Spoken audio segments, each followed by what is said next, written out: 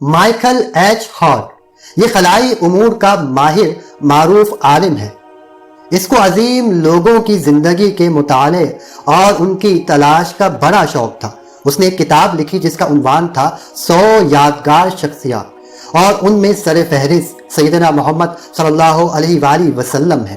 Michael مسلمان نہیں، وہ ایک امریکی عیسائی اسکالر ہے۔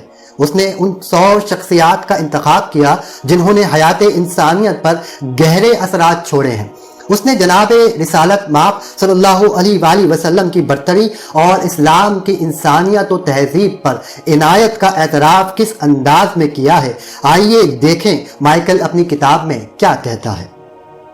یقیناً محمد صلی اللہ علیہ وآلہ وسلم تاریخ میں وہ تنہا انسان ہے جو دینی و دنیاوی میدان میں کلی یعنی مکمل طور پر اور مطلق طور پر کامیاب ہوئے۔ محمد صلی اللہ علیہ وآلہ وسلم نے لوگوں کو اسلام کی دعوت دی کیونکہ یہ سب سے اونچا دین ہے۔ محمد صلی اللہ علیہ وآلہ وسلم ایسے سیاسی اور عسکری اور دینی قائد قرار پائے کہ آج آپ صلی اللہ علیہ وآلہ وسلم کی وفات پر صدیاں گزر جانے کے باوجود ان کا اثر تازہ ہے۔ آپ صلی اللہ علیہ وآلہ وسلم اپنی دعوت پر ایمان رکھنے والوں کو ساتھ ملا کر ایسی سلطنت قائم کرنے میں کامیاب ہو گئے جو کہ حدود ہندوستان سے لے کر بحر اطلس تک پھیلی ہوئی تھی، اور یہ سلطنت آج کی تاریخ تک قائم ہونے والی سلطنتوں میں سب سے بڑی سلطنت تھی۔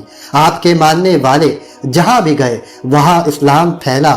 یہ صرف اور صرف آپ صلی اللہ علیہ وآلہ وسلم کی ذمہ داری تھی کہ قواعد اسلام یا اجتماعی زندگی سے متعلق اصول شریعت اور معاملات سے متعلق ضابطوں کو لوگوں کی دینی زندگی میں نافذ کرتے، کیونکہ قرآن پاک صرف اور صرف آپ صلی اللہ علیہ وآلہ وسلم پر ہی نازل ہوا تھا، جس میں مسلمانوں کے لیے ان کی دنیا و آخرت کے تمام مسائل کا حل موجود تھا۔